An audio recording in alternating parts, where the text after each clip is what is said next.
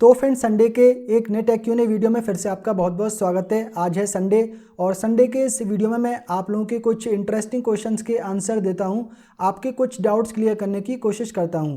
तो चलिए करते हैं आज की क्वेश्चन आंसर शुरू। तो पहला क्वेश्चन यहाँ पर लेते हैं अमोद कुमार जी का। ये लिखते हैं कि बेस्टन 55 इंच QLED टीवी कैसा है, क्या वो भी QLED नहीं है?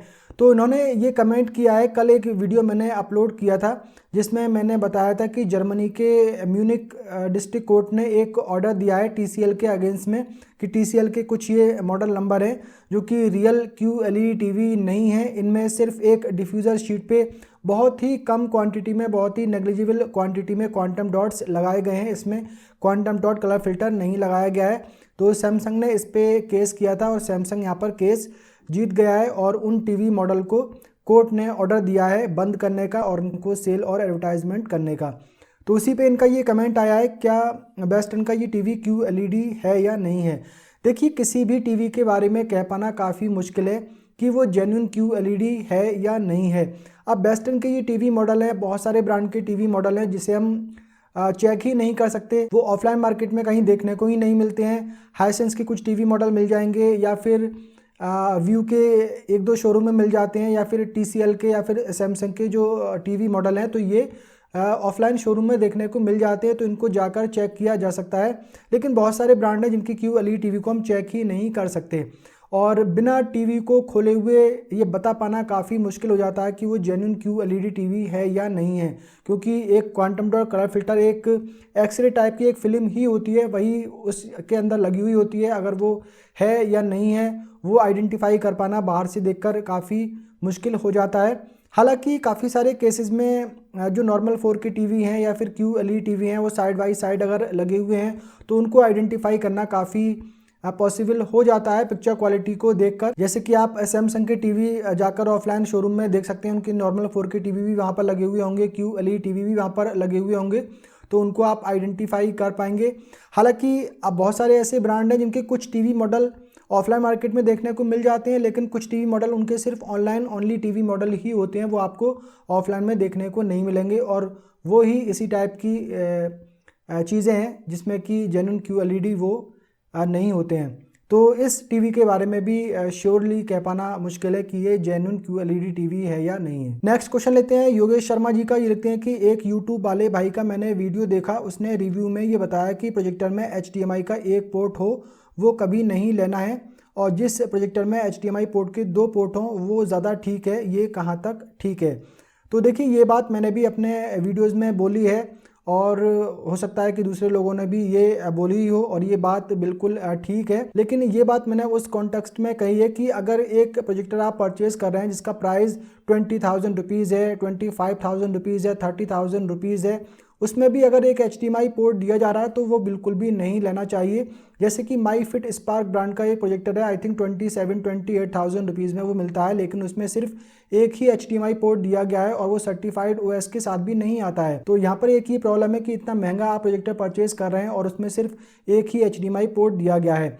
अब समझ लीजिए कि उस HDMI पोर्ट में आपने फायर टीवी स्टिक लगाई हुई है, किसी रीज़न से वो HDMI पोर्ट आपका ख़राब हो जाता है तो फिर वो आपकी फायर टीवी स्टिक में नहीं चल पाएगी, तो फिर यहाँ पर आपको प्रॉब्लम हो सकती है। और प्रॉब्लम हो सकती है क्या, हो ही जाएगी, क्योंकि HDMI पोर्ट ख़राब होने से फिर उसमें वो आपका कोई भी फायर टीवी स्टिक वगैरह काम नहीं करेगी, तो फिर वहाँ पर आपको प्रॉब्लम उसमें हो जाएगी। तो उस चीज़ के लिए मैंने कहा है कि 20,000 रुपये से लेके अगर 25,000 30,000 रुपये का प्रोजेक्टर परचेज़ कर रहे हैं, इवन 15-16 हज़ार का भी प्रोजेक्टर आप परचेज कर रहे हैं, तो उसमें कम से कम 2 HDMI पोर्ट तो होना ही चाहिए, तभी बेटर है। हालांकि 7 to 10,000 रुपीज़ की रेंज में अगर कोई प्रोजेक्टर है जिसमें कि एक ही HDMI पोर्ट दिया गया है तो वहाँ पे वो माना जा सकता है कि चलो ये एक बजट प्रोजेक्टर है, लो बजट प्रोजेक्टर है, तो इसमें ठीक है कि एक ही HDMI पोर्ट दिया गया है। तो वहाँ पर भी आप ये कोशिश करें कि अगर उसमें एक HDMI पोर्ट दिया गया है तो सर्टिफाइड OS उसमें होना चाहिए कि बाई चांस अगर HDMI पोर्ट ख़राब हो जाता है तो कम से कम उसका जो बिल्ट इन OS है वहाँ पर आपको फुल HD ऐप्स का सपोर्ट मिल जाए, सर्टिफाइड ऐप्स वगैरह उसमें होनी चाहिए। जैसे कि पिक्सपैक पावर एक प्रोजेक्टर है, उसमें एंड्रॉयड वर्जन 13 आई थिंक दिया गया है जो कि ओपन सोर्स एंड्रॉयड वर्जन है, लेकिन उसमें वेल TV UI इंटीग्रेट किया गया है और वहाँ पर सभी जो ऐप्स हैं वो सर्टिफाइड ऑफिशियल ऐप्स मिलती हैं, वहाँ पे वो फुल HD में वर्क करती हैं और उसमें वहाँ पर एक HDMI पोर्ट मिलता है जिसमें कि HDMI ARC का भी सपोर्ट दिया गया है और उसका price I think 12,000 rupees approx में है। तो ऐसा प्रोजेक्टर आप परचेज करें लो बजट में तो बेटर है, जिसमें कि सर्टिफाइड ओएस मिलता है। नेक्स्ट क्वेश्चन लेते हैं फ्लाइंग फैमिली का। ये लिखते हैं कि भाई मैं सस्ता फिक्स फ्रेम बनवाने का सोच रहा हूँ, फ्लेक्स बोर्ड वाले से क्या लगता है सही आइडिया है? देखिए फ्लैक्स बोर्ड पे आप बनवा सकते हैं। फ्लैक्स बोर्ड पे ना बनवा के आप जो वाइट वॉल है आपकी, उस वाइट वॉल पे आप एक ब्लैक बॉर्डर बना दीजिए और उसमें आप पिक्चर देख सकते हैं, वहाँ पर सेम ही पिक्चर क्वालिटी आपको मिलेगी। तो फ्लैक्स बोर्ड स्पेशली स्क्रीन के लिए तो डिज़ाइन किए नहीं गए हैं, तो उस पर उतनी अच्छी पिक्चर क्वालिटी आपको नहीं मिलती है।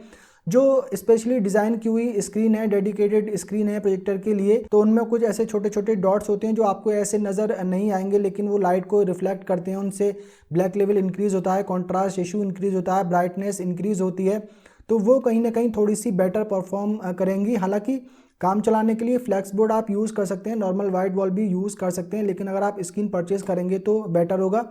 तो आप यहाँ पर एक काम ये कर सकते हैं कि जो फ्रेम है वो आप फ्लैक्स बोर्ड वाले से बनवा लीजिए, वो थोड़े सस्ते बन जाते हैं। और जो स्क्रीन है तो ये आयोलिट वाली स्क्रीन आपको काफ़ी कम प्राइस में अमेज़ोन पे मिल जाती है, 1200 रुपये में, 1500 रुपये में ये आपको 120 इंच की मिल जाएगी। तो इस स्क्रीन को लेके उस फ्लैक्स बोर्ड का जो आप बनवा रहे हैं उस फ्लैक्स पीवीसी फैब्रिक की जगह आप ये स्क्रीन उसके फ्रेम के ऊपर लगवा लें, तो आई थिंक ये आपको बेटर पिक्चर क्वालिटी दे सकती है। नेक्स्ट क्वेश्चन लेते हैं अमन गेमिंग का। ये लिखते हैं कि सर आप अपनी ग्रे एलआर स्क्रीन मुझे सेल कर दो जो आप पहले यूज़ करते थे फिक्स फ्रेम स्क्रीन से पहले।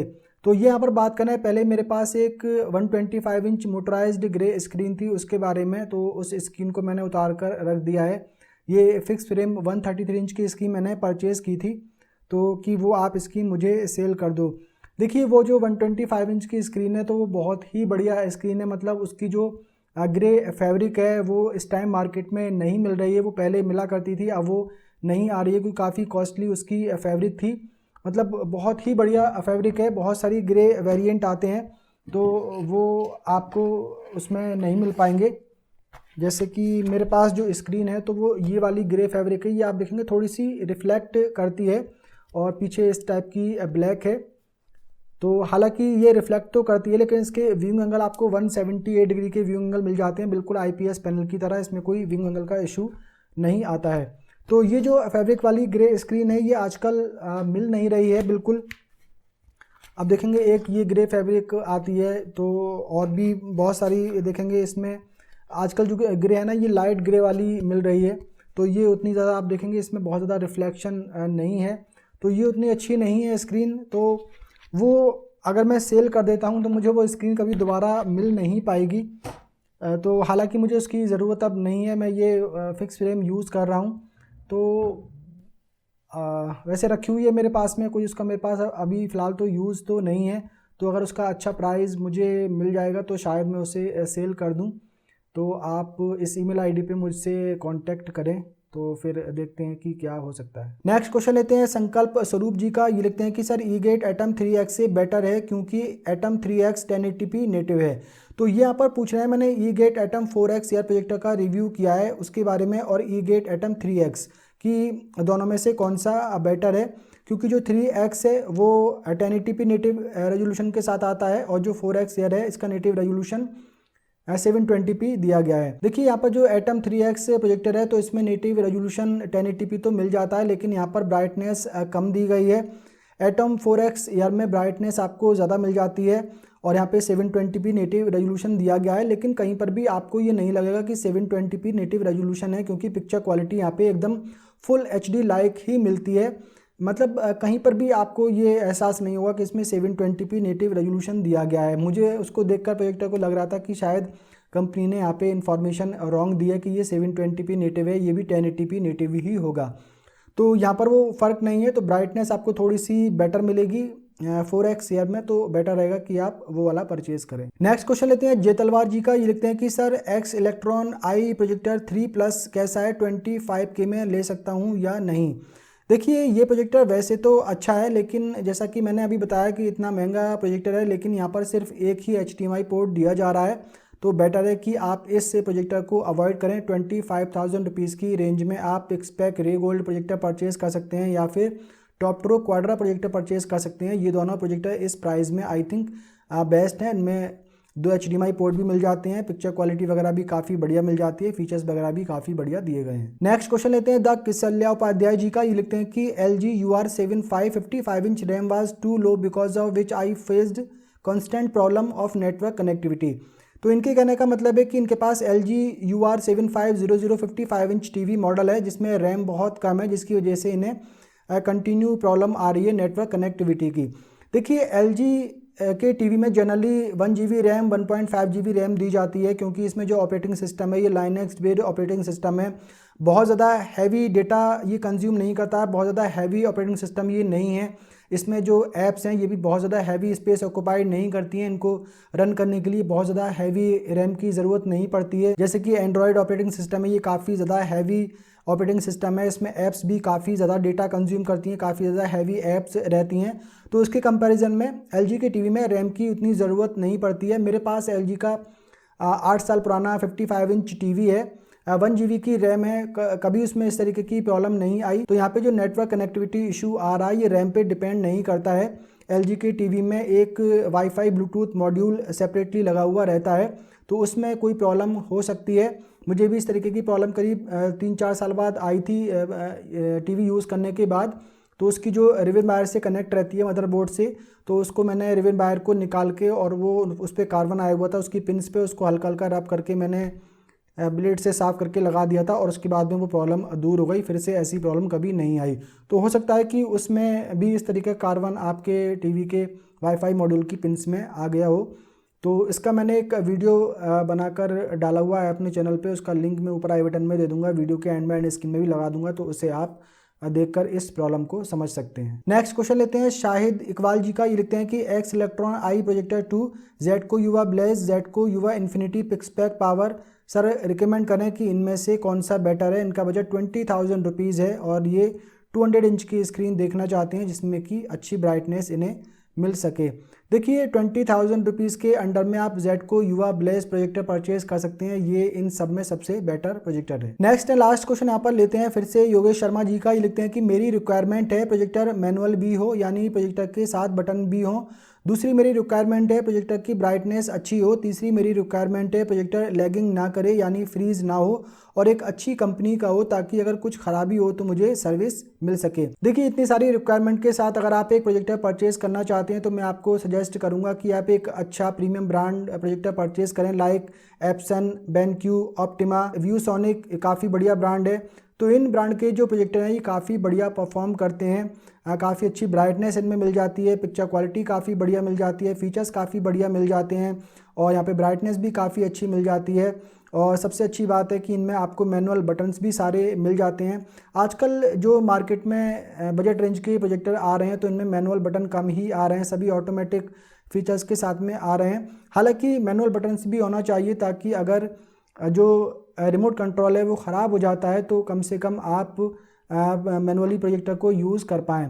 हालांकि मार्केट में जो बजट रेंज के प्रोजेक्टर आ रहे हैं जिसमें कि मैनुअल बटन नहीं है, तो इनमें एक ऐप का सपोर्ट दिया जा रहा है, तो उस ऐप में आप मोबाइल के थ्रू भी इन प्रोजेक्टर को ऑपरेट कर सकते हैं अगर इनका रिमोट कंट्रोल ख़राब हो जाता है तो। अब देखिए सर्विस की बात ऐसी है कि जितने भी बजट रेंज के प्रोजेक्टर हैं इनकी सर्विस में कहीं ना कुछ तो इशू है ही। कुछ लोगों को सर्विस मिल जाती है, कुछ लोगों को सर्विस नहीं मिल पाती है। जिन लोगों को सर्विस मिल जाती है वो लोग कहेंगे कि सर्विस काफ़ी बढ़िया है, और जिन लोगों को सर्विस नहीं मिल पाती है वो कहते हैं एकदम कचरा ब्रांड है, इनकी सर्विस नहीं मिलती है, ये रिस्पॉन्स नहीं करते हैं।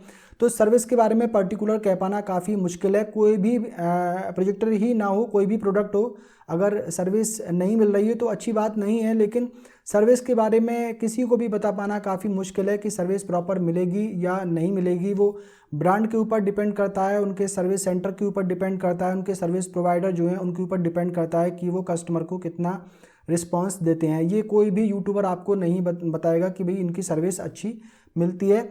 कुछ ब्रांड ज़रूर ऐसे हैं जो कि जहां आप कंप्लेन करेंगे तो आपके घर से ही प्रोजेक्टर को वो पिक करवा लेंगे और रिपेयर करके आपके घर पे ही भेज देंगे और आपको इसमें कोई खर्चा नहीं उठाना पड़ेगा। लेकिन कुछ ब्रांड यहाँ पे क्या कर रहे हैं, अगर प्रोजेक्टर ख़राब होता है तो आपको अपने खर्चे पे उनके सर्विस सेंटर पे उसे भेजना होता है, और वापसी जो भेजते हैं वहाँ से वो प्रोजेक्टर को, तो वो आपसे उसका खर्चा ले लेते हैं, या फिर वो खुद ही पिक करवाते हैं, तो पिकअप और ड्रॉप का खर्चा भी वो आपसे लेते हैं। तो सर्विस के बारे में तो देखिए बता पाना काफ़ी मुश्किल है कि कौन से ब्रांड की अच्छी होगी। तो फ्रेंड्स आज की क्वेश्चन आंसर का सिलसिला यहीं पर खत्म करते हैं। उम्मीद करता हूँ ये वीडियो आप लोगों को पसंद आया होगा। पसंद आया हो तो वीडियो को लाइक कर दीजिए, शेयर कर दीजिए। अगर आपने पहली बार हमारे चैनल पर विजिट किया है, चैनल को सब्सक्राइब कर लीजिए, बेल आइकन को भी प्रेस कर दीजिए। मिलते हैं किसी अगले वीडियो में, तब तक के लिए बाय बाय।